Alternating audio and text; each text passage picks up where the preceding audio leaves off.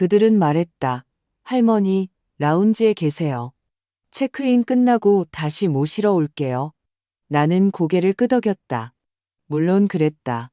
아들이 나이 든 사람, 정신없는 사람, 그리고 불편한 사람을 위해 아껴두는 그 짧고 지나치게 참을성 있는 목소리로 지시를 내리면 그래야 하는 법이니까. 나는 그들이 시킨 대로 먼지 쌓인 화분 옆, 우는 아기와 날씨 채널에 맞춰진 깜빡이는 텔레비전 사이에 앉았다. 오전 9시 15분이었다. 나는 8시간을 기다렸다.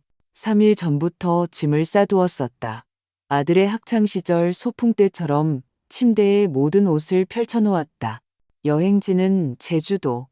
며느리 수진이 말하는 우리 가족의 대규모 가족 여행이었다. 수진은 아이들과 나에게 맞춰진 티셔츠를 고집했다.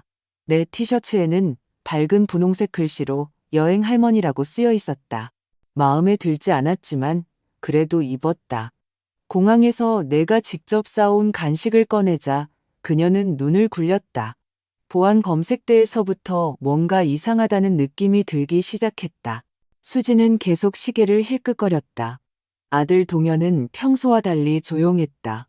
아이들은 휴대전화만 보고 있었다.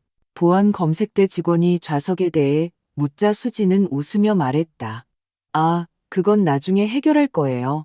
그리고 그것이 그들이 나를 마지막으로 똑바로 본 순간이었다. 보안 검색대를 통과하자 수지는 그 깨지기 쉬운 미소를 지으며 나에게 몸을 돌렸다. 어머니, 라운지에서 기다리시면 어때요? 저희는 먼저 가서 짐 붙이고 아이들 탑승권 정리하고 그 다음에 어머니 모시러 올게요. 그냥 편히 쉬세요. 할머니는 충분히 힘드셨잖아요. 그녀는 내 팔을 톡톡 두드렸다. 애정이라기보다는 해고 통보 같은 몸짓이었다. 나는 앉았다. 기다렸다. 그들이 인파 속으로 사라지는 것을 지켜보았다. 1시간 후 나는 일어서서 창가 주변을 서성거렸다. 2시간 후 안내 데스크에 동현의 이름을 불러달라고 요청했다. 아무런 응답이 없었. 4시간이 지나자 나는 더 이상 입구를 바라보지 않았다. 내 주변 사람들은 오고 갔다. 비행기 편명이 발표되고 출발했다. 맞은편 여인은 점심을 먹고 2통의 전화를 걸고 떠났다. 나는 계속 그곳에 있었다. 저녁 5시가 되어서야 나는 안내 데스크 직원에게 도움을 요청했다. 동현의 풀네임을 알려주었다. 그녀는 입력하더니 망설이며 나를 조심스럽게 쳐다보았다.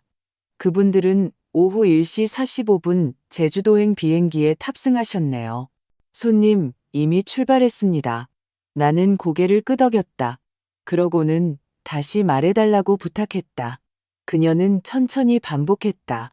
그녀의 목소리는 친절했다. 나는 그것을 기억한다. 그래서 그게 다였다. 그들은 나 없이 탑승했다. 우연이 아니었다. 실수가 아니었다. 나는 내 아들을 안다. 그는 여러 가지 모습이지만 부주의한 사람은 아니었다. 나는 화장실로 가서 칸을 잠그고 앉았다. 울기 위해서가 아니었다. 그럴 힘도 없었다. 그저 아무도 내가 괜찮은지 묻지 않을 곳에 앉아있고 싶었다. 내가 나오자 공항은 저녁 모드로 바뀌고 있었다. 웅성거림이 줄어들었다. 나는 출발 안내 전광판으로 걸어가 그것을 응시했다. 내 손은 떨리지 않았다. 내 심장은 뛰지 않았다. 나는 식당에서 메뉴를 고르는 여자처럼 그 목록을 쳐다볼 뿐이었다. 그리고 그것을 보았다. 부산행 오후 7시 35분. 왜 부산을 선택했는지 모르겠다. 어쩌면 수십 년 동안 가보지 않았기 때문일 수도. 어쩌면 한때 자전거 타는 법을 배웠던 곳이기 때문일 수도. 어쩌면 제주도와 가장 먼 곳이었기 때문일 수도. 나는 카운터로 걸어갔다. 부산행 편도 티켓 한 장 주세요. 내가 말했다.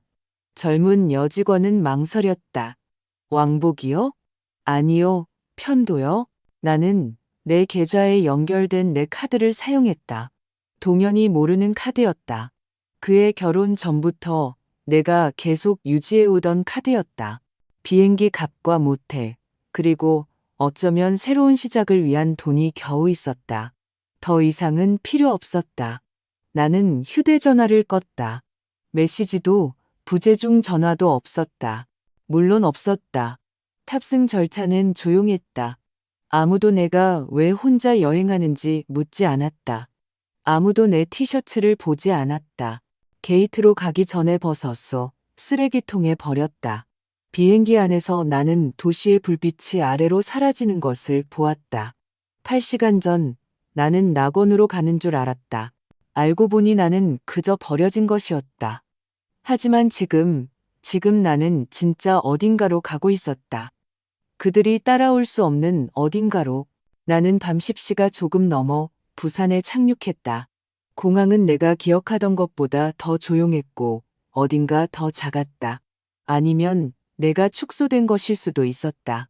다른 어떤 날보다 힘든 하루의 무게 때문에 안으로 접혀 들어간 것일 수도 있었다. 나는 터미널을 천천히 걸었다. 나이 때문이 아니라 더 이상 서두를 필요를 느끼지 못했기 때문이었다. 아무도 나를 기다리지 않았다. 그리고 한 번은 그것이 자유처럼 느껴졌다. 밖은 습하고 날카로운 공기였다. 방금 비가 내린 듯했다. 콘크리트와 소나무 냄새가 났다. 나는 1분 동안 처마 밑에 서서 숨을 쉬었다. 그러고는 벤치를 찾아 기내용 가방을 들고 앉았다. 동현이 너무 낡았다고 놀렸던 바로 그 가방이었다. 모서리가 달아해진 갈색 가죽 가방. 남편이 우리 결혼 시 보주년 기념으로 주었던 것이다. 그는 오늘 일어난 일에 대해 웃었을 것이다. 깊이 아는 웃음. 마치 세상에 여보 뭘 기대했어 라고 말하는 듯한 웃음이었다. 나는 이런 것을 기대하지 않았다. 정말이지. 하지만 놀랍지도 않았다. 나는 지갑을 열었다. 카드 2장, 신분증 하나, 현금 7만 6천 원. 그리고 50년 동안 쓰지 않았던 주소가 접힌 종이 한 장. 연희동 123번지. 남편과 결혼 후 내 첫 아파트 주소였다. 아직 존재하는지 몰랐다. 왜 그 주소를 가져왔는지조차 몰랐다. 하지만 거기에 있었다. 나는 택시를 불렀다. 운전기사는 조용했다. 축복이었다. 나는 서울을 떠나기 전에 혹시 몰라 찾아두었던 저렴한 모텔 주소를 알려주었다. 차가 도착했을 때 나는 눈도 깜빡이지 않고 요금을 지불하고 열쇠를 받아 좁은 계단을 올라 2층으로 갔다. 207호 복도에서는 세척제 냄새와 지친 이야기 냄새가 났다. 안은 작았지만 깨끗했다. 침대 하나, 의자 하나, 벽에 밝힌 텔레비전. 나는 세면대에서 얼굴을 씻고 옷을 입은 채 침대에 누웠다. 담요가 팔에 거칠게 스쳤다. 나는 꿈없이 잠들었다. 다음 날 아침 나는 창가에 서서 분홍색 잠옷 차림의 여인이 개를 산책시키는 것을 보았다. 그녀는 나와 비슷한 나이 같았지만 등은 조금 더 튼튼해 보였다. 나는 협탁 위에 있는 작은 커피 머신으로 커피를 내리고 창가에 있는 뻣뻣한 의자에 앉아 천천히 홀짝였다. 아무도 전화하지 않았다. 아무도 문자 보내지 않았다. 나는 확인하지 않았다. 갈 곳이 없었다. 그것을 깨닫는 것은 이상한 일이었다. 수십 년 동안 내 시간은 다른 사람들의 것이었다. 동현에게, 남편에게, 손주들에게, 심지어 20년 전에 그만두었던 학부모의 모임에도. 하지만 이제 내 시간은 다시 나의 것이었다. 9시 나는 모텔을 나와 동네로 걸어갔다. 다리가 쑤셨다. 엉덩이가 웅얼거렸다. 하지만 나는 계속 걸었다. 모퉁이 빵집에 들러 스콘을 샀다. 정확한 잔돈을 건네자 카운터 뒤 여인이 미소 지었다. 이 동네 분은 아니시죠? 그녀가 물었다. 옛날에는요. 아주 오래전에요. 그녀가 말했다. 다시 오신 것을 환영해요. 내가 다시 돌아온 것인지 알지 못했다. 내가 어떤 곳에라도 속해 있는지조차 확신할 수 없었지만 그 말은 따뜻하게 느껴졌다. 나는 그녀에게 주택 목록을 어디서 찾을 수 있는지 물었다. 그녀는 문 옆 코르크 게시판을 가리켰다. 나는 메모들을 훑었다. 개 산책, 중고 자전거 판매, 음악 레슨, 방임대. 그것이 내 눈길을 사로잡았다. 조용한 여성분 구함, 개인 방, 주방 공유, 안전한 집, 버스 정류장 근처. 까다롭지 않고 소란 없음, 월 40만 원. 정윤숙 씨에게 전화. 누군가 할 말을 하는 듯한 대담하고 거리낌 없는 필체로 쓰여 있었다. 나는 전화번호를 사진으로 찍었다. 정오까지. 나는 2블록을 더 걸어 햇볕 드는 공원 벤치를 찾았다. 나는 전화했다. 전화기 너머 목소리는 거칠고 의심스러웠다. 네, 방임대에 대해 전화드렸는데요. 내가 말했다. 긴 침묵. 몇 살이야? 77입니다. 깨끗해? 네. 남자친구 없지? 나는 픽 웃었다. 오래전부터요. 그녀가 말했다. 사시에 와봐. 사상구 모모동 2185번지 첫 주치 현금 가져와. 그러고는 전화를 끊었다. 나는 주소를 냅킨에 적었다. 사시가 되자 나는 색이 바랜 파란색 집에 도착했다. 껍질이 벗겨진 현관과 숟가락이 부딪히는 소리가 나는 풍경이 있었다. 윤숙 씨는 한 손에 담배를 들고 발목에 고양이가 감겨있는 채로 문을 열었다. 당신이 그 할머니야? 그녀가 물었다. 그런가 봐요. 내가 대답하자 그녀는 옆으로 비켜섰다. 들어와. 우리가 서로를 참을 수 있는지 보자고. 윤숙 씨의 집은 라벤더와 양파 튀김 냄새가 났다. 불쾌하지는 않았지만 사람이 사는 냄새였다. 진짜 식사를 요리하고 가끔 기름때에 신경 쓰지 않는 여인처럼. 그녀는 책과 잡지가 쌓인 좁은 복도를 지나 텔레비전이 음소거된 작은 거실로 나를 안내했다. 뜨개질 담요가 소파 팔걸이에 접혀 있었다. 방은 위층에 있어. 그녀가 담배를 흔들며 말했다. 나는 그녀를 따라 삐걱거리는 계단을 올라갔다. 한 손은 난간을 잡았다. 위층 복도는 더 어두웠고 페인트는 살짝 벗겨져 있었다. 그녀는 끝방문을 열었다. 여기야. 방은 작았다. 싱글 침대, 협탁, 더 나은 시절을 보았을 서랍장 하나. 하지만 창문은 넓었고 오후 햇살이 마치 좋은 무언가가 마침내 나를 찾았다는 것을 아는 것처럼 쏟아져 들어왔다. 낡은 의자가 놓인 작은 책상도 있었다. 괜찮네요. 나는 말했다. 얼마라고 하셨죠? 월 40만 원인데 주 단위로 받아. 주 10만 원. 현금. 수표나 카드 안 돼. 그리고 구구절절한 사연도 사양이야. 그녀가 나를 훑어보았다. 구구절절한 사연을 늘어놓을 타입은 아닌 것 같네. 네, 나는 말했다. 더 이상은요. 그녀는 그것이 정답인 것처럼 고개를 끄덕였다. 주방은 공유. 화장실은 복도 끝에 있어. 허락 없이 손님 안 돼. 나는 조용한 게 좋아. 문제 일으키면 바로 쫓아낼 거야. 알았어? 네. 그녀는 나에게 열쇠를 건네주었다. 첫 주치 월세 있으면 오늘 밥 묵어도 돼. 나는 코트 안주머니에 넣어둔 봉투에서 5만 원권 4장을 꺼내주었다. 그녀는 세어보지도 않고 지폐를 접었다. 배고파? 먹을 수 있어요. 윤숙 씨는 그릴드 치즈 샌드위치를 만들고 냄비에서 토마토 수프를 부어주었다. 우리는 노란색으로 바랜 천장 선풍기 아래 작은 부엌 식탁에서 먹었다. 그녀는 질문하지 않았다. 그것이 안도감이었다. 사람들은 항상 너무 일찍 묻는다. 당신이 소리내어 말할 준비가 되기도 전에 그녀는 그저 말했다.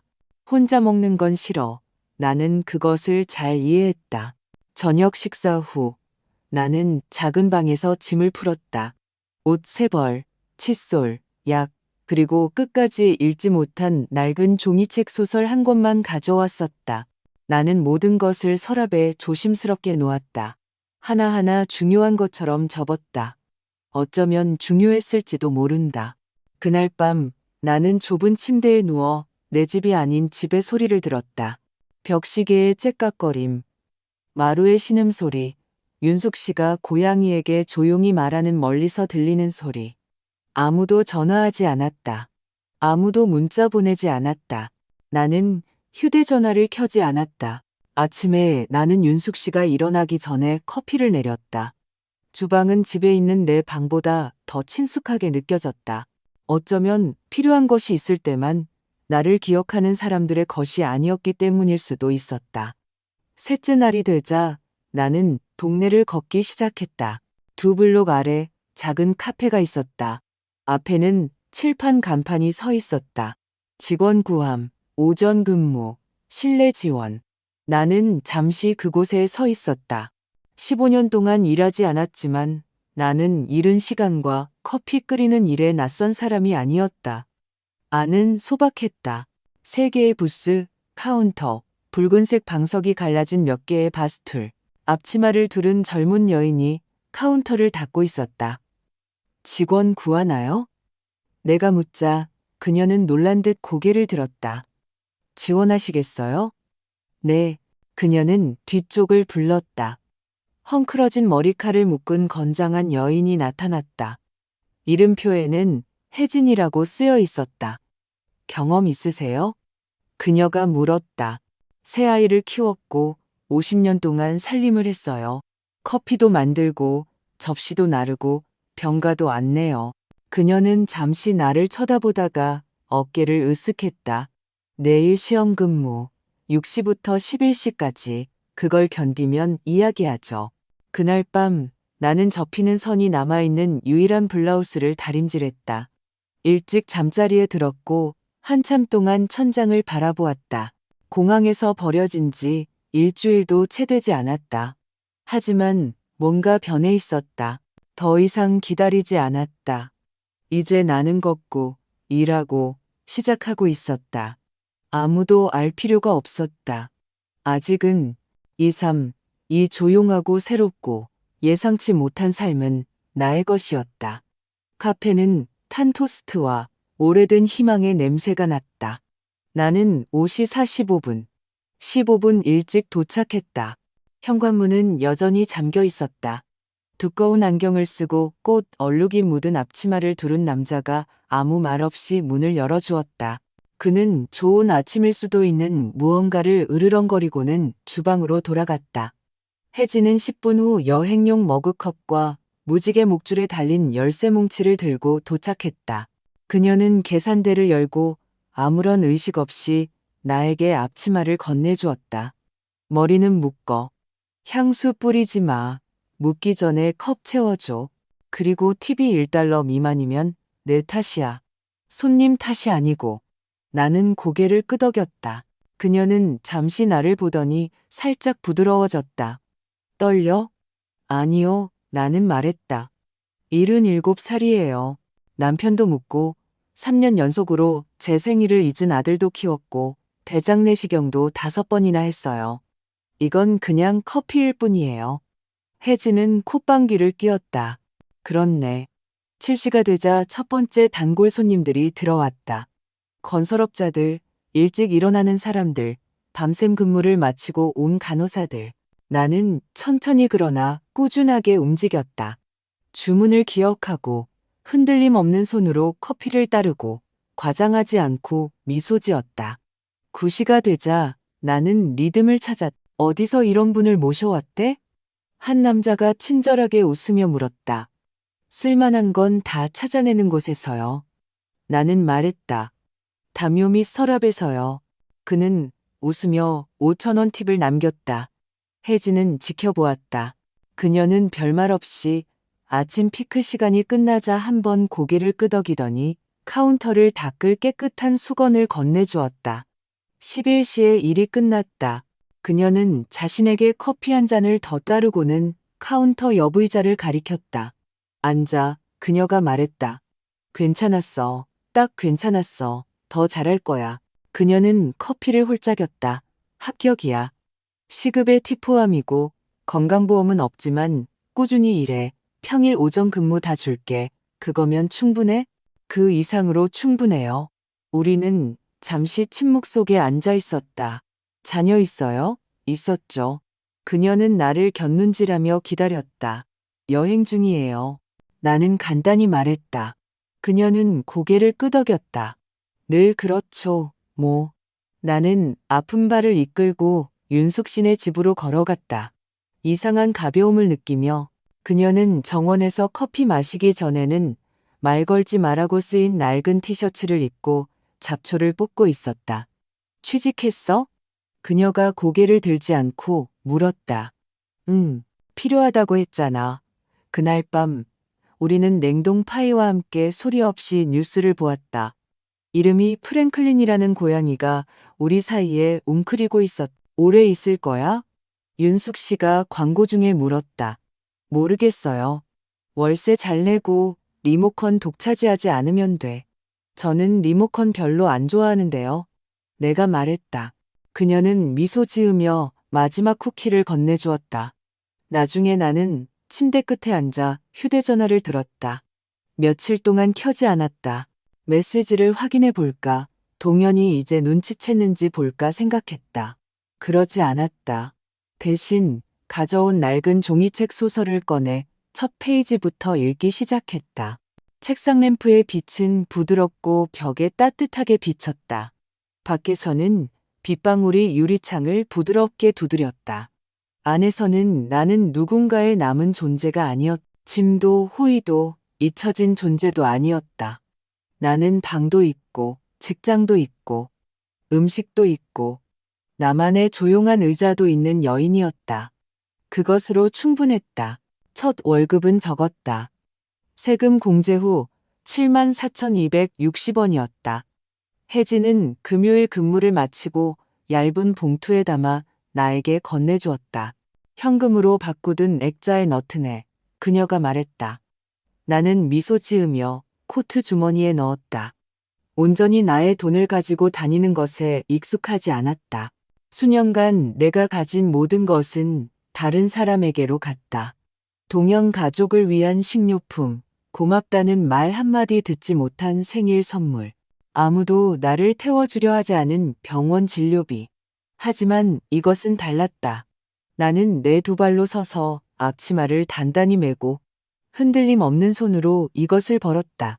나는 삼거리 은행으로 걸어가 수표를 현금으로 바꿨다. 젊은 은행원은 내가 뭘 하는지 이해하는지 확신하지 못하는 듯 나를 쳐다봤다. 10,000원짜리랑 5,000원짜리로 주세요. 내가 말했다. 나머지는 1,000원짜리로요. 그녀가 지폐를 건네주자 나는 깔끔하게 접어 지갑에 넣었다. 나는 턱을 살짝 더 들고 은행을 나섰다. 길 건너편에는 중고 의류 매장이 있었다. 화려하지는 않았다. 그저 어수선한 진열과 작은 손글씨 간판이 있는 좁은 상점이었다. 가을 특별 할인, 코트 20% 할인. 나는 안으로 들어섰다. 문에 달린 종이 부드럽게 딸랑거렸다. 고등학교를 막 졸업한 듯한 소녀가 카운터 뒤에서 고개를 들고 진심으로 미소 지었다. 특별히 찾으시는 거 있으세요? 그녀가 물었다. 네, 나는 말했다. 다시 나 자신처럼 느껴지게 하는 거요. 그녀는 웃지 않고 그저 고개를 끄덕이더니 옷걸이들을 보여주기 시작했다. 나는 잔잔한 헤링본 무늬와 깊은 주머니가 있는 남색올 코트를 골랐다. 새 것은 아니었지만 따뜻하고 튼튼하고 잘 만들어진 것이었다. 입어보았다. 마치 나를 기다리고 있었던 것처럼 잘 맞았다. 현금으로 계산하자 소녀는 선물이라도 되는 양코트를 종이로 싸주었다. 멋지세요. 그녀가 말했다. 고마워요. 내가 대답했다. 기분도 멋져요. 그날 밤 나는 그 코트를 입고 집으로 걸어갔다. 딱 코트를 입을 만큼 쌀쌀했다. 윤숙 씨는 프랭클린과 함께 현관에서 커피 머그잔에 와인을 홀짝이고 있었다. 어디 갔다 와? 그녀가 물었다. 코트 샀어. 그녀가 휘파람을 불었다. 보세요. 우아한 숙녀분이네. 금요일에만요. 우리는 안으로 들어가 캔칠리 한 통을 나눠 먹었다.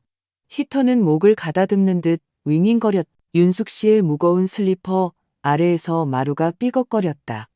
오래된 집들이 그러하듯이 시끄러웠다.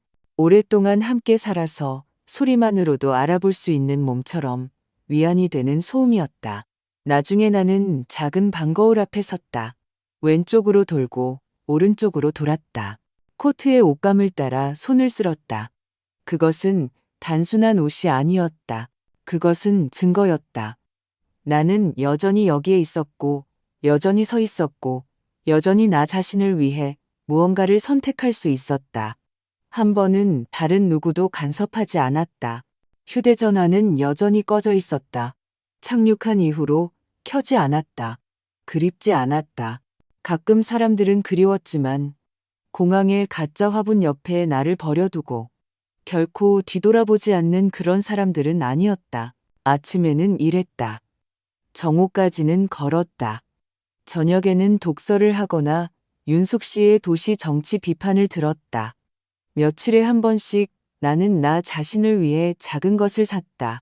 울 양말 한 켤레, 십자 말풀이 책, 냉장고 윗깡통에 보관된 먼지 쌓인 차 대신 진짜 차. 나는 이곳에서 삶이 있다는 것을 이해하기 시작했다. 거창한 삶은 아니었지만 좋은 삶이었고 나의 것이었다. 둘째, 주가 되자 발의 통증이 사라지기 시작했다. 내 손은 접시를 흘리지 않고 나르는 법을 기억했다. 2분 안에 카운터를 닦을 수 있었다.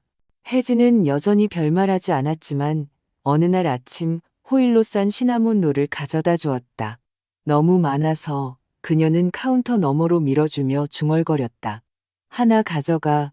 그것은 내가 이곳에 속해 있다는 것을 말하는 그녀의 방식이었다. 나는 리듬에 적응했다. 월요일부터 금요일까지 오전 근무를 했다. 토요일에는 낯선 동네를 길게 산책했다. 일요일에는 쉬었다. 윤숙 씨는 맴돌지 않았다. 내가 어디로 가는지, 왜 늦었는지 묻지 않았다. 그저 내가 들어오면 으르렁거리고 상자에서 뭔가 한 잔을 따라주었다. 어느 날 저녁 그녀는 우편물 더미를 들고 집에 왔다. 너한테 온 거야. 그녀가 봉투를 테이블에 던지며 말했다. 발신인 주소는 없었다. 그저 익숙한 필체로 내 이름만 쓰여 있었다.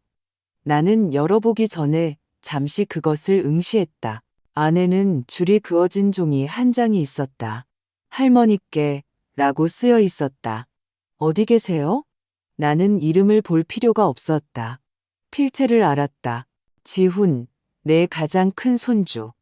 요청하지 않아도 찾아오곤 했던 유일한 손주. 한때 나와 함께 새 집을 만들고 밝은 빨간색으로 칠한 뒤 이게 마당에서 가장 멋진 곳이 될 거예요 라고 말했던 유일한 손주. 편지는 짧았다. 몇 줄뿐이었다. 아빠랑 수진 엄마가 난리예요. 할머니가 사라졌다고 해요. 아무도 소식을 못 들었어요. 저는 매일 확인하고 있어요. 보고 싶어요. 제발 괜찮다고 알려주세요. 아래에는 전화번호가 휘갈겨져 있었다. 그의 새 번호였다. 나는 편지를 무릎에 놓고 2번 읽었다. 그러고는 조심스럽게 접어 협탁 서랍에 넣었다. 전화하지 않았다. 아직은 하지만 내 안에 무언가가 부드러워졌다. 다음 날 나는 카페 계산대에서 거스름 돈을 세고 있을 때 혜진이 말했다. 손님 오셨어요. 나는 돌아보았다. 회색 바람막이를 입은 남자가 문 안쪽에 서서 다른 언어로 쓰여 있는 메뉴를 들여다보는 듯했다. 그는 80대 초반으로 보였다. 깔끔하게 옷을 입고 면도를 깨끗이 했지만 발걸음이 조금 불안정했다. 그가 나를 발견하자 미소 지었다. 진짜 커피 만들 줄 아는 분이시죠? 그가 물었다. 나는 그에게 커피 한 잔을 따라주고 내려놓았다. 크림하고 설탕 넣어드릴까요? 내가 물었다. 크림만요. 2번이요. 처음에는 별말하지 않았다. 그는 천천히 커피를 마시고 누군가가 남겨둔 신문을 접고 필요 이상으로 넉넉한 팁을 남겼다. 그는 다음 날도 그 다음 날도 다시 왔다. 목요일이 되자 나는 그의 이름이 정우라는 것을 알았다. 그는 아내와 사별했고 아들이 둘 있었. 한 명은 보스턴에, 한 명은 아리조나에. 우리는 그들에 대해 많이 이야기하지 않았다.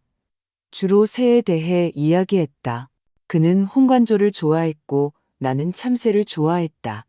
우리는 둘 다 까마귀가 사람들이 생각하는 것보다 더 똑똑하다는데 동의했다. 금요일에 그는 아내의 사진을 가져왔다. 46년 결혼 생활이었습니다. 그가 말했다. 아내가 이것보다 더 맛있는 커피를 만들었지만 당신도 거의 비슷해요. 나는 미소 지으며 그의 컵을 다시 채웠다. 그날 저녁 늦게 나는 방창가에 서서 바람이 밖에 나무십들을 흔드는 것을 보았다. 정우 아저씨가 머그컵을 감싸고 있는 손. 지훈의 편지, 방문 뒤에 걸린 남색 코트를 생각했다. 이 새로운 삶에는 여전히 빈틈이 있었다. 한밤중에 여전히 조용한 아픔이 있었다. 하지만 무언가가 형태를 갖추고 있었다. 잃어버린 것으로의 회귀가 아니라 찾을 수 있을 거라고 생각지 못했던 무언가를 향한 전환이었다. 그것은 용서가 아니었다. 그것은 자유였다. 휴대전화는 계속 꺼져 있었다. 나는 그것을 협탁 맨 아래 서랍에 넣어두었다. 깨끗한 손수건으로 싸서 신성하거나 위험한 물건처럼. 그리고 나는 아직 어떤 것인지 확실히 알 수 없었다. 윤숙 씨는 묻지 않았다. 그녀는 그런 타입이 아니었다. 하지만 어느 날 저녁 우리가 주방에서 완두콩 껍질을 벗기고 있을 때 그녀가 말했다. 숨어 있는 거야? 아니면 치유하는 거야? 나는 채반에서 고개를 들었다. 둘 다요. 내가 말했다. 그녀는 고개를 한번 끄덕이고 다시 완두콩으로 돌아갔다. 3주가 지났다. 공항에서 팔걸이가 부러진 라운지 의자에서 동현이 나에게 억지로 쥐어주고 사라진 싸구려, 플라스틱, 물병에서 3주가 지났다. 단 한 통의 전화도 오지 않았다. 지훈을 제외하고는 나를 찾으려는 시도도 없었다. 가끔 나는 그의 편지를 열었다. 접힌 부분이 사용으로 인해 부드러워졌다. 그의 필체는 그의 어머니를 떠올리게 했다. Y의 길게 늘어진 곡선, 오른쪽으로 살짝 기울어진 불안정한 기울기. 하지만 나는 여전히 전화하지 않았다. 그것은 벌이 아니었다. 나는 잔인하지 않았다. 그들이 눈도 깜빡이지 않고 닫아버린 문을 열 준비가 아직 되지 않았을 뿐이었다. 침묵 속으로 빠져드는 것보다 침묵에서 벗어나는 것이 더 오래 걸린다. 카페에서 혜진은 별말하지 않았지만 아침 신문의 십자말풀이 페이지를 나에게 남겨두기 시작했다. 시작한 일은 끝까지 하는 타입 같으시네요. 그녀가 말했다. 정우 아저씨는 이제 매일 왔다. 항상 9시 10분에 항상 같은 회색 재킷을 입고 그는 노골적으로 추파를 던지지 않았다. 정확히는 아니었다. 하지만 방문할 때마다 조금 더 오래 머물렀고 더 많은 이야기를 했고 더 많은 질문을 했다. 캐묻는 것이 아니라 그저 궁금해하는 종류의 질문이었다. 어느 날 아침 그가 물었다. 당신 같은 분이 왜 이런 곳에서 아침 교대 근무를 하세요? 나는 커피포트 가장자리 너머로 그를 보았다. 누군가 나를 공항 라운지에 원치 않는 가방처럼 버려두고 갔기 때문이죠. 그가 눈을 깜빡였다. 죄송합니다. 그가 진심으로 말했다. 괜찮아요. 나는 더 좋은 비행기를 탔으니까. 그것은 부드러운 웃음을 자아냈다. 그는 컵을 향해 손을 뻗더니 멈칫했다. 그들에게 전화할 생각은 없어요? 매일이요. 나는 말했다. 그리고 매일 안 하죠. 그는 더 이상 묻지 않고 그저 고개를 끄덕이며 커피를 마셨다. 그날 오후 집에 돌아오니 윤숙 씨가 뒷마당에서 멀칭을 하고 있었다. 무슨 소식 있었어? 그녀가 고개를 들지 않고 물었다. 아니, 내가 말했다. 그러고는 어쩌면 소리내어 말해야 할 필요가 있었는지. 하지만 이제 내가 떠났다는 걸 아는 것 같아. 라고 덧붙였다. 그날 밤 나는 휴대전화를 켰다. 죽어가는 벌레처럼 윙윙거렸다. 부재중 전화 32통, 메시지 18개. 가장 오래된 메시지는 수진에게서 온 것이었다. 비행기 출발 당일에 다급한 음성 메시지. 엄마, 화장실에 계신 줄 알았어요. 제발 전화 주세요. 저희 탑승하고 있어요. 거짓말이었다. 나머지는 대부분 비슷했다. 동현의 목소리는 퉁명스럽고 날카로웠다. 엄마, 어디 계세요? 또, 이건 재미없어요. 그러고는 마침내, 좋아요, 마음대로 하세요. 나는 답장하지 않았다. 준비되지 않았다. 하지만 지훈의 번호는 저장했다. 그 정도는 할 수 있었다. 다음 날, 그가 전화했다. 나는 화면을 응시했다. 그의 이름이 깜빡이는 것을 보았다. 그리고 처음으로 전화를 받았다. 할머니. 그의 목소리는 내가 말할지 확신하지 못하는 듯 갈라졌다. 여기 있어, 아가. 긴 침묵. 그럼 괜찮으세요? 괜찮은 것보다 더 괜찮아. 어디 계세요? 조용한 곳이야. 내가 선택한 곳. 그는 애원하지 않았다. 죄책감을 주지도 않았다. 그저 말했다. 무사하셔서 다행이에요. 보고 싶어요. 나도 보고 싶다. 지금은 그것으로 충분했다. 설명도 사과도 없이 그저 여전히 나를 삶 속에 원하는 사람의 목소리만.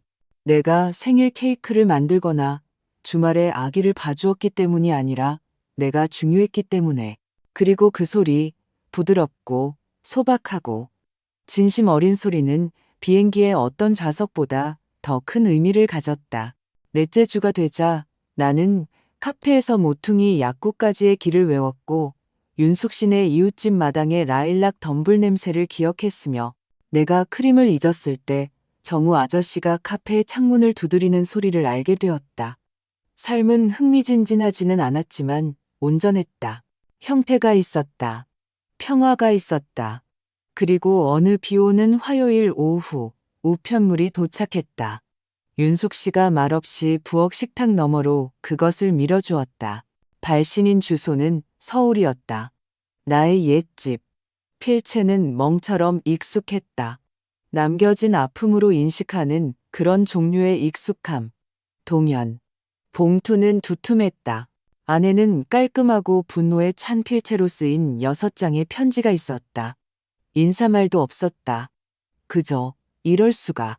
그는 내가 사라진 것을 비난했고 부재로 인해 소란을 피웠다고 휴가 중에 가족에게 스트레스를 주었다고 비난했다. 수진 엄마는 매일 밤 울었어요. 그는 썼다. 아이들은 혼란스러워했죠. 그게 그들에게 공정하다고 생각하세요? 공항 라운지에 대한 말은 한마디도 없었다. 나에게 기다리라고 한 말도 없었다. 8시간에 대한 언급도 없었고 그저 고통의 연기, 사실의 제작성 뿐이었다. 그는 편지를 이렇게 마무리했다. 우리는 대화할 의향이 있지만 어머니가 합리적으로 나올 때만 가능합니다. 합리적이라고? 수십 년 동안 아기를 봐주고 요리하고 그들의 청구서를 지불하고 어디에 앉아야 할지 언제 조용히 해야 할지 지시받은 것이 비합리적이었단 말인가?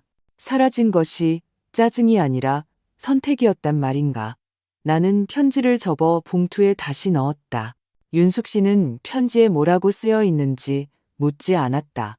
그저 나에게 토스트 한 접시를 건네고 창가를 향해 고개를 끄덕였다. 폭풍이 올 거야. 그녀가 그랬다. 다음 날 아침 지훈이 다시 전화했다. 아빠가 할머니한테 편지 썼다고 들었어요. 응, 그랬어. 답장할 거예요?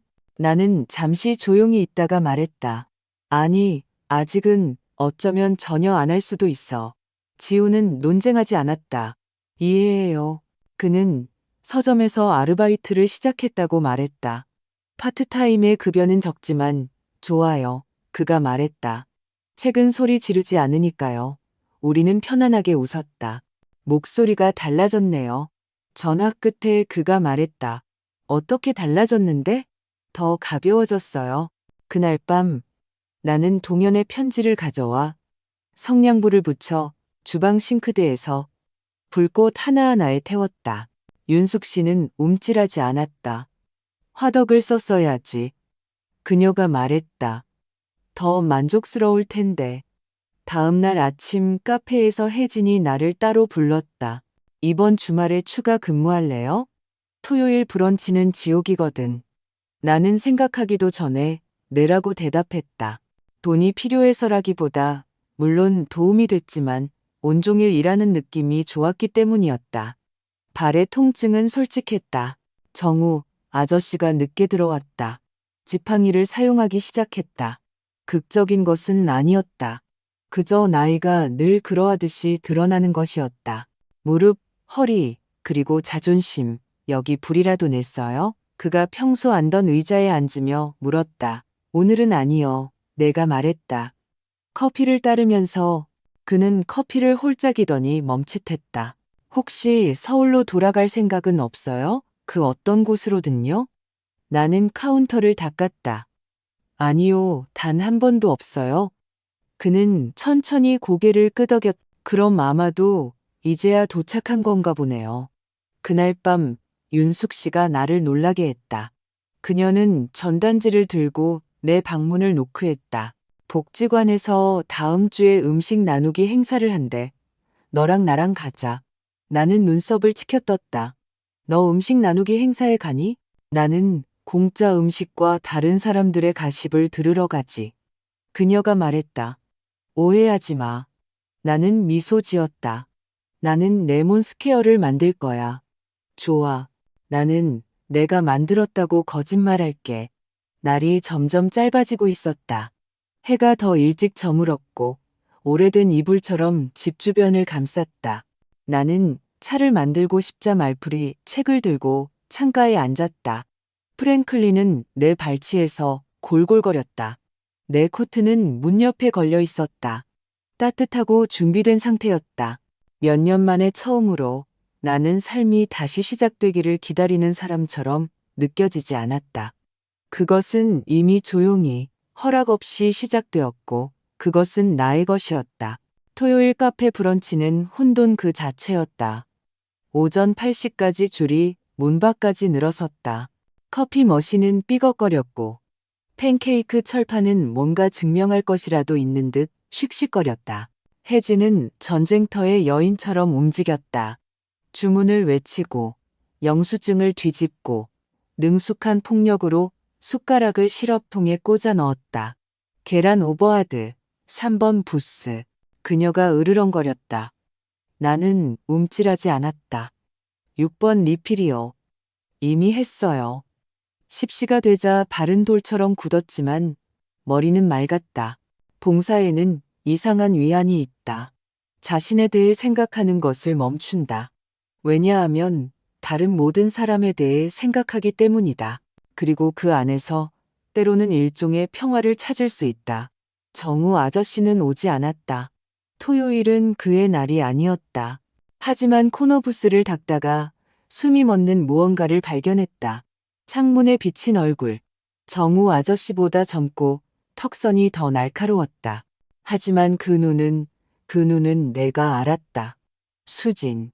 그녀는 잠시 동안 밖에 서 있었다.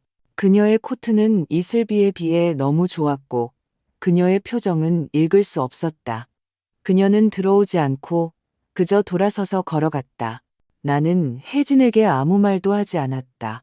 근무를 마치고 팁을 세고 지는 오후 햇살 속을 천천히 걸어 집으로 돌아왔다. 보도블록은 남은 비로 반짝였. 내 코트는 움직임의 온기를 품고 있었다. 내 손은 떨리지 않았다. 집에 도착하자 윤숙 씨는 없었다. 냉장고에는 쪽지가 붙어 있었다. 도서관에서 벌에 대한 강연. 7시쯤 돌아올게. 저녁은 내가 요리할 거 아니면 기다리지 마. 어쨌든 나는 수프를 만들었다. 그날 밤 나는 휴대전화를 다시 켰다. 3개의 새 음성 메시지. 첫 번째는 수진에게서 온 것이었다. 누구 닮은 사람을 봤어요? 제발 전화 주세요. 동현이 걱정하고 있어요. 두 번째는 동현. 할머니, 이게 우리를 벌주려는 거라면 너무 심했어요. 이제 충분해요. 세 번째는 지훈. 할머니, 안녕하세요. 엄마가 시내에 온 것 같아요. 하루 종일 이상했어요. 무슨 일 있으면 조심하세요. 나는 화면을 응시했다. 과거는 등 돌린 순간을 기가 막히게 찾아내는 법이었다. 그날 밤 나는 얕은 잠을 잤다. 마루의 모든 삐걱거림, 낡은 파이프의 모든 신음소리가 평소보다 더 크게 느껴졌지만 아무 일도 일어나지 않았다. 일요일은 조용히 지나갔다. 월요일, 정우 아저씨가 돌아왔다. 그는 지팡이를 등받이에 걸고 의자에 앉았다. 바쁜 주말이었어요? 그가 물었다. 다사다난했어요. 나는 말했다. 그는 커피를 저었다. 뭔가 불편한가요? 네. 하지만 이 순간을 망칠 만큼은 아니에요. 그는 미소 지었고 우리는 잠시 침묵 속에 앉아 있었다. 충분히 많은 것을 본 두 사람만이 할 수 있는 방식이었다. 퇴근 후 나는 윤숙 씨와 함께 현관에 앉았다. 둘 다 낡은 스웨터를 걸치고 구름이 굴러가는 것을 보았다. 그들이 나를 찾고 있는 것 같아 내가 말했다. 그렇다고 생각했어. 그녀는 내가 무엇을 할지 묻지 않았다. 조언도 하지 않았다. 그저 와인 머그잔을 건네주었다. 아직 숨어 있는 거야? 아니면 치유하는 거야? 치유하고 있어. 내가 말했다. 하지만 숨어 있는 것도 좋았지. 그녀는 머그잔을 들어 올렸. 허락을 구하지 않는 사람들을 위해 나는 부드럽게 잔을 부딪혔다. 그날 밤 나는 편지를 썼다. 동현에게도 수진에게도 아니었다. 지훈에게였다. 두꺼운 종이에 펜으로 쓴 진짜 편지. 나는 그에게 내가 안전하다고, 새로운 삶을 시작했다고, 화나지 않았고, 그저 기다리는 것에 지쳤다고 말했다. 나는 그가 나를 의무처럼 느끼게 하지 않은 유일한 사람이라고 말했다. 나는 그에게 언젠가 혼자 온다면 방문할 수 있다고 말했다. 그것은 목요일에 도착했다. 서울에서 온 봉투였다. 하지만 이번에는 동현이나 수진에게서 온 편지가 아니었다. 뭉툭하고 뻣뻣한 황색 파일이었다. 내가 살던 동네의 지역 언론사 주소가 찍혀 있었다. 윤숙 씨가 눈썹을 치켜뜨며 나에게 건네주었다. 이제 펜도 생겼네. 나는 대답하지 않았다. 부엌 카운터에 서서 천천히 열었다. 안에는 신문 기사가 3번 접힌 채 인쇄되어 있었다. 지역 섹션 1면. 헤드라인은 실종된 노모, 가족이 할머니의 실종에 대해 입을 열다였다. 몇 년 전 가족 모임에서 찍은 내 사진이 있었다. 파이 접시를 들고 이빨을 보이지 않고 웃는 사진. 기사는 동현의 말을 인용했다. 저희는 깊이 걱정하고 있습니다. 그가 말했다. 어머니는 말없이 사라졌어요.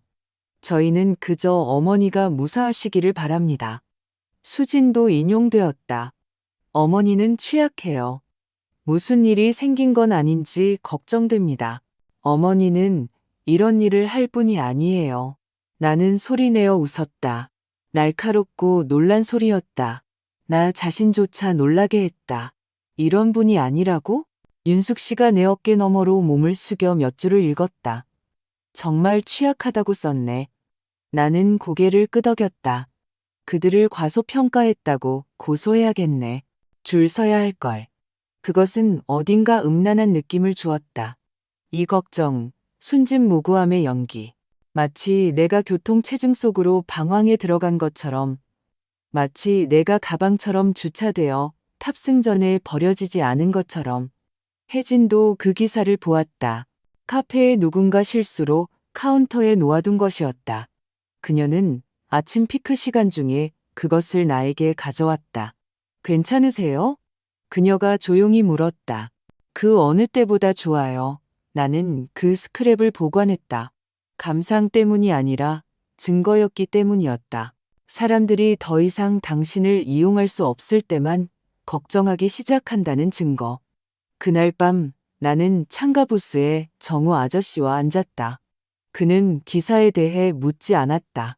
그저 작은 갈색 종이 봉투를 건네주었다. 이걸 보고 당신 생각이 났어요. 그가 말했다. 안에는 새집 모양의 작은 손으로 그린 자석이 있었다. 바보 같죠. 그가 재빨리 덧붙였다. 그냥 당신이 했던 말이 생각났어요. 나는 미소 지었다. 바보 같지 않아. 완벽해. 집에 돌아와서 나는 그 자석을 냉장고에 붙였다. 동현의 점심을 학교에 100번도 더 가져다 주었던 바로 그 손으로. 그의 월세를 한두 번 이상 지불했던 바로 그 손으로. 그리고 다시는 더 이상 학대를 받기 위해 뻗지 않을 바로 그 손으로.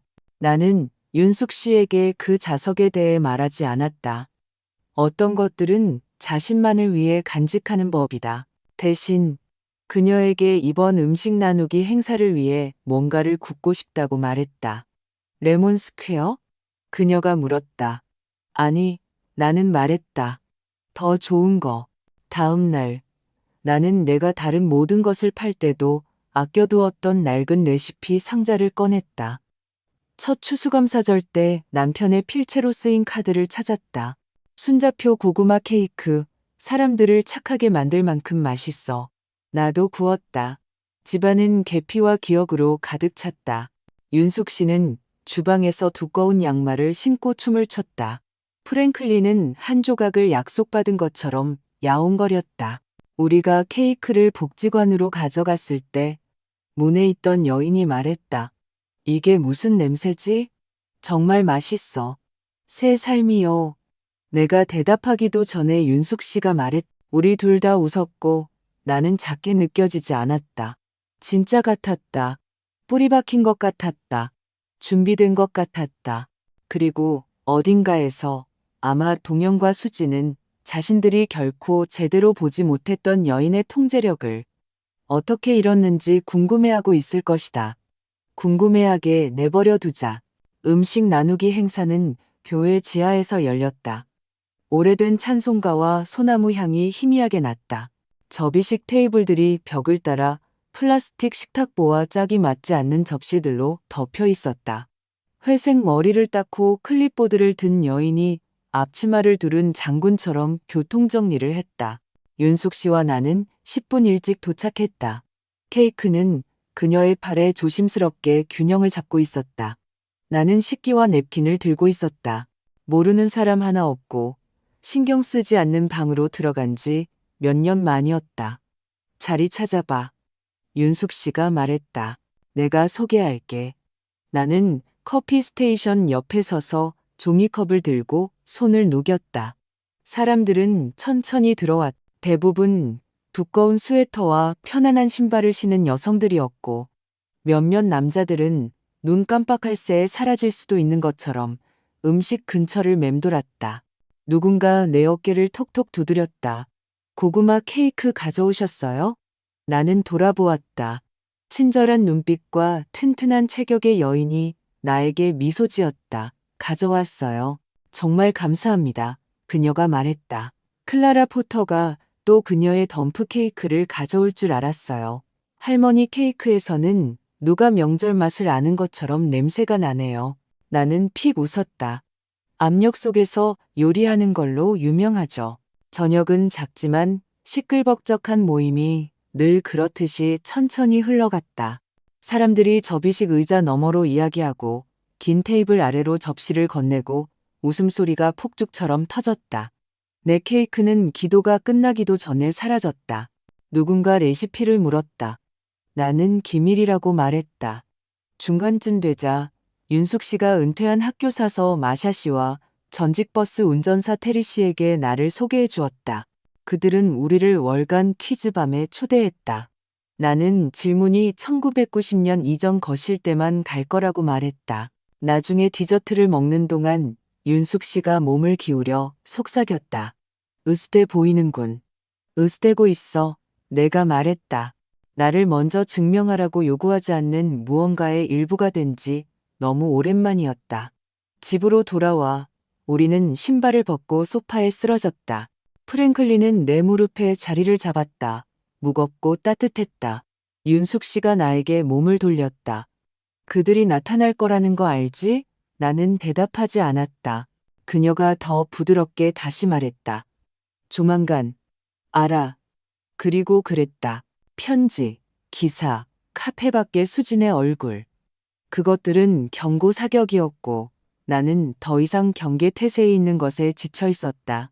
다음 날 아침 정장을 입은 남자가 카페 밖에 서 있었다. 그는 내 근무 시간이 끝날 때까지 기다리다가 안으로 들어와 선글라스를 벗고 말했다. 김순자 씨 되십니까? 나는 그 어조가 마음에 들지 않았다. 너무 형식적이고 너무 조심스러웠다. 그렇습니다. 제 이름은 박정우입니다. 동현 씨와 수진 씨를 대리합니다. 그분들은 손님의 안녕과 재산에 대해 이야기해달라고 요청하셨습니다. 나는 눈을 깜빡였다. 제 안녕은 아주 좋습니다. 내가 말했다. 그리고 제 재산은 당신이 알바 아닙니다. 그는 불편하게 몸을 움직였다. 그분들은 매우 걱정하고 계십니다.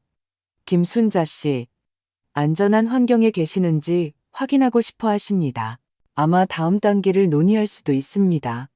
나는 앞치마를 접어 카운터 위에 놓았다. 동영과 수진에게 말해줘.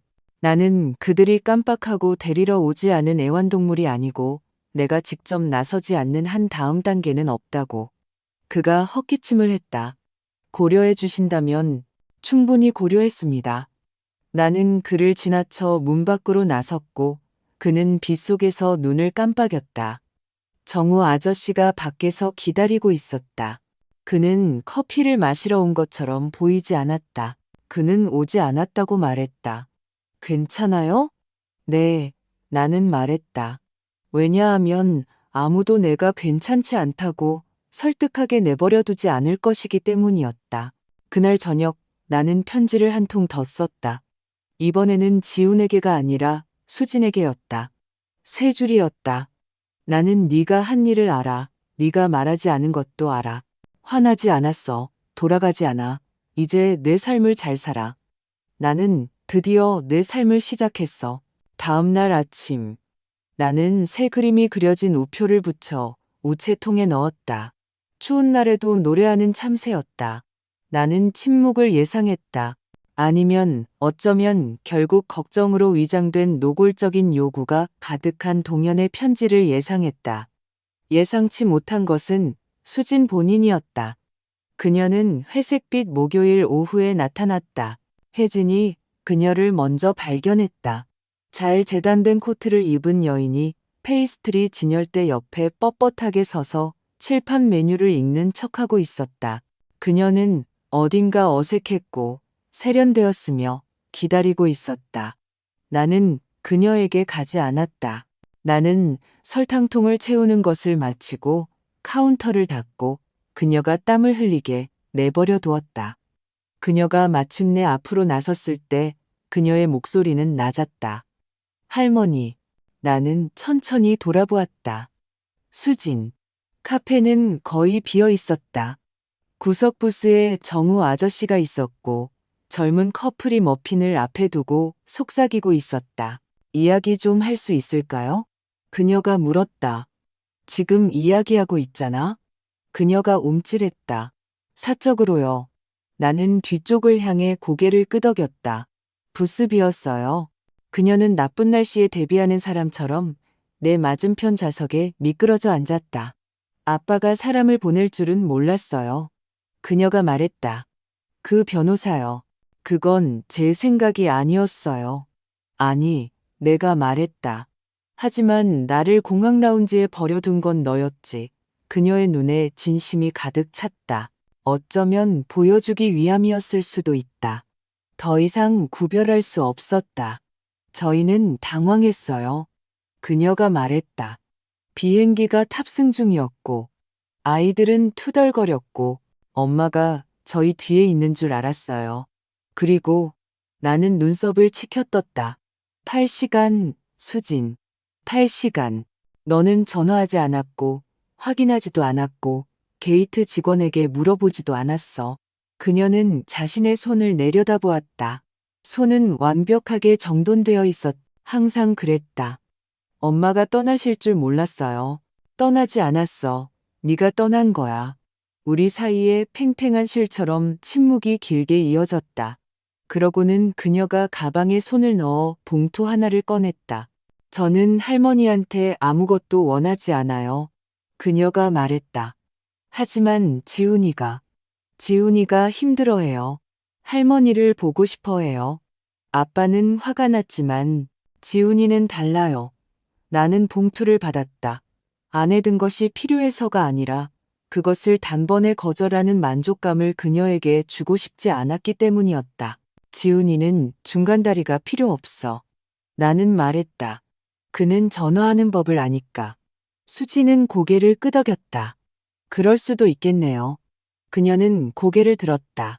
더 이상 저녁 식사 파티를 매끄럽게 진행하고 이를 악물고 미소 짓던 여인이 아니었다. 그저 지쳐있고 작았다. 엄마 자리를 대체하려던 게 아니었어요. 그녀가 조용히 말했다. 그냥 모든 방에 엄마 그림자가 있는 것이 싫었을 뿐이에요. 그것은 내가 그녀에게서 들었던 가장 솔직한 말에 가까웠다. 나는 일어섰다. 나는 내 그림자가 아니야, 수진. 나는 나만의 사람이고 드디어 그렇게 되는 법을 기억했어. 그녀는 커피를 다 마시지도 않고 떠났다. 그날 밤 윤숙 씨와 나는 담요를 두른 채 현관에 앉았다. 공기에서는 비와 나무 연기 냄새가 났다. 정말 그렇게 말했어? 윤숙 씨가 물었다. 나는 고개를 끄덕였다. 그리고 아무것도 아니야. 그녀는 자기 할 말을 했고 나는 내 할 말을 했지. 그들을 만날 거야? 아니. 윤숙 씨는 차를 홀짝였다. 그 애는 어쩌고, 지훈이는? 나는 미소 지었다. 걔는 달라. 만날 거야. 하지만 내가 정한 시간에. 나중에 나는 봉투를 열었다. 안에는 아이였을 때의 지훈의 사진이 있었다. 내가 그를 정원에서 안고 있는 사진. 우리 둘 다 웃고 있었다. 그 뒤에는 그의 필체로 쓴 쪽지가 숨겨져 있었다. 기억해요. 항상 기억했어요. 5단어뿐이었지만 그것들은 그 주 내내 나를 지탱하기에 충분했다. 다음 날 아침 나는 주방에서 주전자가 끓는 것을 보며 절단이라는 단어에 대해 생각했다. 폭력적인 의미가 아니라 조용하고 최종적인 방식. 끈이 잘리고 묶인 것이 풀리는 방식. 나는 내가 결코 떠나지 않을 것이라고 가정하는 사람들에게 너무나 많은 삶을 묶여 살았다. 하지만 나는 떠났고 매일 나는 돌아가지 않았다. 매듭은 조금 더 느슨해졌다. 그날 오후 나는 은행으로 갔다. 은행원은 내 첫 월급 수표를 현금으로 바꿔주었던 바로 그 소녀였다. 그녀의 이름은 미나였다. 그녀는 보라색 매니큐어를 바르고 실내에 있는 것에 살짝 놀란 듯 보였다. 송금하고 싶어요. 나는 신분증을 카운터 너머로 밀어주며 말했다. 네, 그녀가 말했다. 어떤 계좌에서요? 나는 남편이 살아있을 때 식료품을 사던데 사용했던, 동연이 존재조차 몰랐던, 내 옛날 카드로 개설했던 작은 계좌번호를 알려주었다. 받는 사람은요? 나는 미소 지었다. 박지훈 씨요. 나는 그가 쪽지에 적어 보낸 계좌 정보를 그녀에게 건네주었다. 큰 금액은 아니에요. 내가 말했다. 그냥 책이나 식료품. 아니면 언젠가 떠나야 할 때를 위한 작은 무엇인가요? 미나가 키보드를 두드렸다. 조건 없이 돈을 보내는 분은 몇 달 만에 처음 봤어요. 그게 중요해요. 기분이 좋았다. 복수심 같지 않았다. 그보다 더 날카로운 마치 종결 같았다. 나는 은행을 나와 상쾌한 공기 속으로 걸어갔다. 코트 단추를 채우고 깃을 세웠다. 바람은 씹어대지 않았다.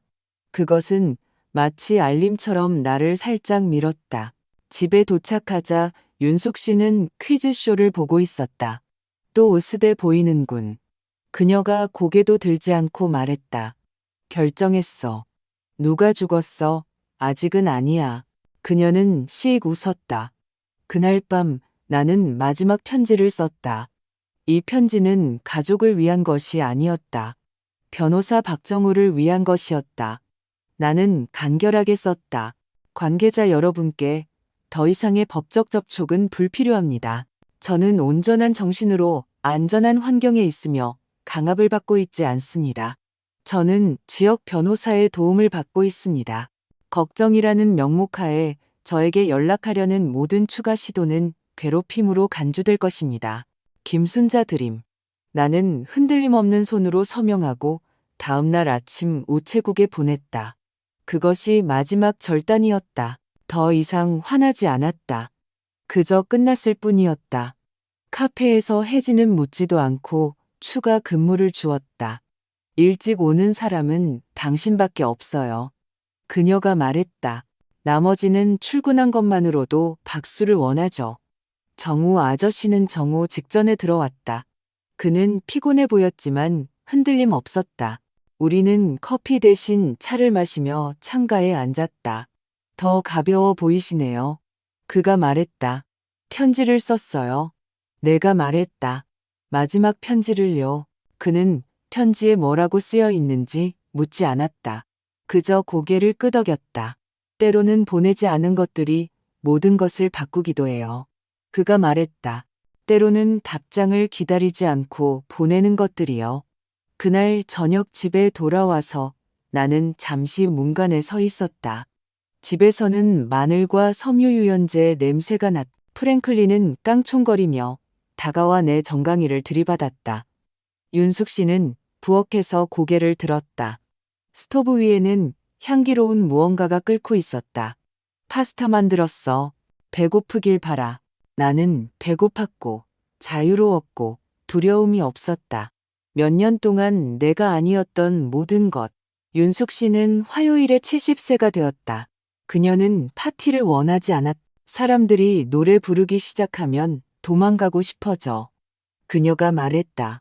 하지만 나는 어쨌든 초콜릿 케이크를 구웠고 2개의 촛불과 늙지 않았어. 빈티지야 라고 쓰인 카드를 부엌 식탁에 놓았다. 그녀는 그것을 보고 웃었다. 케이크는 참을 수 있겠네. 그녀가 두껍게 썰며 말했다. 그날 밤 우리는 종이 접시에 케이크 조각을 얹고 이불을 덮은 채 현관에 앉아 다리 뜨는 것을 보았다. 조용한 축하 파티였다. 예전에는 의미 있다고 믿지 않았던 종류의 파티였지만 사실은 의미가 있다. 시끄러운 파티보다 더 의미가 있을지도 모른다. 있지. 윤숙 씨가 말했다. 너 여기 온 지 거의 2달 됐어. 계속 있을 생각이야? 나는 거리 밖을 내다보았다. 가로등 아래 텅 비고 부드러웠다. 응. 그녀는 고개를 끄덕였다. 좋아. 고양이한테 소리 지르는 사람 없으면 이 집 이상하거든. 우리는 미지근한 차로 건배했다. 프랭클린은 하품하며 우리 발 사이에 더 바싹 웅크렸다. 다음 날 혜진이 나에게 봉투 하나를 건네주었다. 이게 뭐지? 할머니 이름으로 왔어요. 발신인 주소는 없는데 우편소에는 여기에요. 나는 근무를 마치고 카페 뒤 계단에 앉아 그것을 열었. 안에는 편지가 있었다. 글씨는 크고 의도적이었다. 할머니, 저 부산에 가요. 할머니 뵙고 싶어요. 아무도 안 데려갈 거예요. 그냥 이야기하고 싶어요. 메이플과 붉은 양치, 모텔 12호실에 묵을 거예요. 금요일과 토요일에 있을 거예요. 오고 싶으시면 오세요. 아니면 이해할게요. 지훈. 그 안에는 죄책감도 압박도 없었다. 그저 소년, 아니 이제는 남자, 조용한 손으로 다가오는. 금요일 아침은 예상보다 빨리 왔다. 나는 조심스럽게 옷을 입었다. 그를 위해서가 아니었다. 나 자신을 위해서였다. 남색 코트, 깨끗한 셔츠, 말린 체리색 립스틱. 나는 윤숙 씨에게 어디로 가는지 말하지 않았다. 그녀는 묻지 않았다. 붉은 양치 모텔은 소박하고 깨끗했지만 낡았다. 나는 한 번 노크했다. 그가 손잡이에 손을 얹고 기다렸다는 듯 문을 열었다. 그는 내가 기억하는 것보다 키가 컸다. 턱의 수염이 거뭇했고 눈 밑에는 그림자가 드리워져 있었지만 나를 바라보는 눈빛에는 여전히 온유함이 있었다. 안녕, 할머니. 안녕, 아가. 그는 바로 나를 안아주지 않았다. 그는 뒤로 물러서서 나를 들어오게 했다. 방에서는 포장 음식과 호텔 비누 냄새가 났다. 침대는 정리되어 있었지만 책상은 책으로 어수선했다. 그가 책을 가져왔다. 그것이 모든 것을 말해주었다. 우리는 너무 가깝지 않게 앉았다. 따뜻함 전에 공간이 필요하다는 것을 아는 것처럼 할머니가 올 줄 몰랐어요. 그가 말했다. 나도 몰랐어. 그는 고개를 끄덕였다. 할머니 편지 읽었어요. 안 보낸 편지요. 서랍에 두셨던데 엄마가 찾았어요. 물론 그랬겠지. 안 보내셔서 다행이에요. 그가 말했다. 하지만 쓰셔서 더 다행이에요. 우리는 사소한 것들과 큰 것들에 대해 이야기했다. 그의 일이 어떻게 진행되는지, 내가 부산을 얼마나 좋아하는지, 아무도 보지 않을 때 자유가 어떤 맛을 내는지 할머니 생각을 많이 해요. 그가 말했다. 할머니는 그냥 제 옆에 앉아 있는 것만으로도 저를 충분하게 느끼게 해준 유일한 사람이었어요. 나는 손을 뻗어 그의 손을 잡았다. 너는 항상 충분했어. 지금도 그래. 우리는 울지 않았다. 둘 다 울지 않았다. 하지만 더 깊이 숨을 쉬었다. 그는 내가 돌아올지 묻지 않았다. 나는 그가 머무를지 묻지 않았다. 우리는 그럴 필요가 없다는 것을 알았다. 내가 떠나기 전 그는 작게 포장된 뭉치를 건네주었다. 안에는 시집이 있었다. 할머니 생각나는 시에 밑줄 그어놨어요. 그가 말했다. 그날 밤 나는 램프 불빛 아래서 천천히 시를 한 줄씩 읽었다. 한 구절이 마음에 남았다. 불에서가 아니라 자신에게 그럴 수 없다고 말했던 것을 잊어버림으로써 일어서는 여성들이 있다. 그리고 나는 창문을 살짝 열어두고 잠들었다. 바람 소리는 두 번째 기회처럼 부드러웠다. 다음 날 아침 나는 평소처럼 카페로 걸어갔다. 같은 코트, 같은 발걸음. 하지만 뭔가 달랐다. 내 주변이 아니라 내 안이 달랐다. 지훈은 아침 식사 후 모텔로 돌아갔다. 그의 기차는 정오였다. 우리는 작별 인사도 하지 않고 로비에서 길고 조용하게 서로를 안았다. 옆방에서는 누군가 진공 청소기를 돌리고 있었다. 그는 아직 허락받았는지 확신하지 못하는 소년처럼 매달렸다. 잘 지내렴. 내가 속삭였다. 할머니도요. 그가 말했다. 마침내 카페에서 혜진이 나에게 새 앞치마를 건네주었다. 떨이 코너에서 찾았어. 할머니 생각났어. 앞치마는 진한 녹색이었고 할머니 주방 안임이라고 수놓아져 있었다. 나는 크고 시원하게 웃었다. 정우 아저씨는 부스에서 고개를 들고 경례하듯 머그잔을 들어 올렸다. 근무를 마치고 나는 천천히 집으로 걸어갔다. 하늘은 흐렸고 공기는 부드러웠다. 프랭클린이 문 앞에서 나를 맞았다. 벌써 투덜거리고 있었다. 그의 오후 2시 스트레칭과 야옹거림에 늦은 것이었다. 윤숙 씨는 주방에서 향기로운 무언가가 끓고 있는 냄비 옆에 있었다. 또 으스대 보이는군. 그녀가 말했다. 새 앞치마요. 마음에 들어. 우리는 이미 모든 말을 다 한 사람들처럼 조용히 식사를 했다. 공간을 채울 필요도 없었다. 그저 현재, 그저 편안함. 그날 밤 나는 펜과 빈카드를 들고 현관에 앉았다. 나에게 너는 너무 오랫동안 누군가가 너를 구해주기를 기다렸어. 너는 네가 항상 열쇠를 쥐고 있었다는 것을 잊었어. 너는 그들을 잃지 않았어. 그들이 놓아줬어. 그리고 너는 마침내 놓아주었지. 그리고 봐, 어떤 삶이 열렸는지 봐. 잘했어, 나에게서. 나는 그것을 오래된 레시피 카드 뒤 서랍 안쪽에 붙였다. 혹시라도 다시 잊을까봐. 그래서 이게 내 이야기다. 나는 버려진 것이 아니었다. 나는 해방된 것이었다. 그리고 내 삶을 재건한 것이 아니었다. 나는 새로운 것을 만들었다. 이 이야기가 적절한 순간에 당신에게 닿았다면 완벽한 신호를 기다리지 마라. 당신 스스로의 신호가 되어라. 침묵 속에서 당신만의 소음이 되어라. 공항 라운지에서 벗어나는 당신만의 발걸음이 되어라. 그리고 그렇게 했을 때 돌아와 나에게 말해달라. 나는 여기 있을 것이다.